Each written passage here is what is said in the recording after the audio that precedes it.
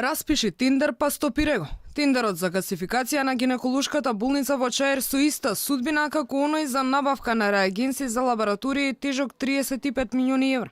Тендерската постапка за гасификација на родилиштето е запрена поради проблеми со документите, образложува министерот за здравство Филипче.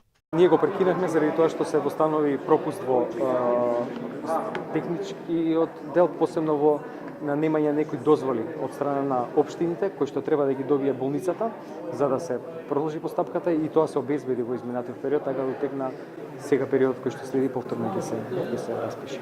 Овој тендер Министерството за здравство го распиша пред 2 недели, а по заканите на градоначалникот на Скопје дека ќе стави клуч на врата на родилиштето, бидејќи инспекцијата на терен утврдила дека со начинот на грејење болницата го загадувала воздухот.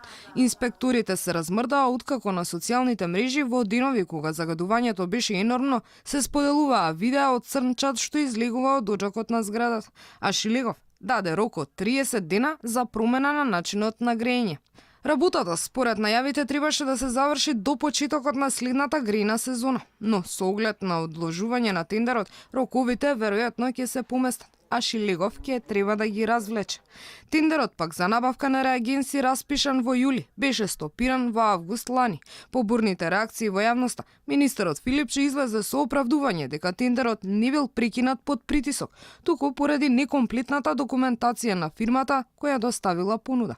35 милионскиот тендер предизвика низа контроверзии, откако се обелодени дека само една фирма се јавила како понудувач, а како подизведувач компанија која била регистрирана 4 месеци пред распишување на тендерот. И покрај сомнежите во јавноста и започнатата предистражна постапка од страна на јавното обвинителство, која патем трае околу 7 месеци, Филипче потврди дека ваква набавка сепак ќе има, па најави дека повторно ќе биде распишан тендер. Но овој пат, како што увери, постапката немало да најде на проблеми. Сметам дека на ова може да одговорат само спремни со огромно реноме и искуство светски компании. Така го структурираме сега оваа постапка, овој тендер. Минатиот пат целата постапка не беше делива и тоа беше една од препораките на второстепената комисија. Сега се лотовите и целата постапка правени да така да сите компании, вклучително и нашите, кои што се представници на реномирани светски компании, може да конкурират и сами и групирани. Тоа го оставаме на нив.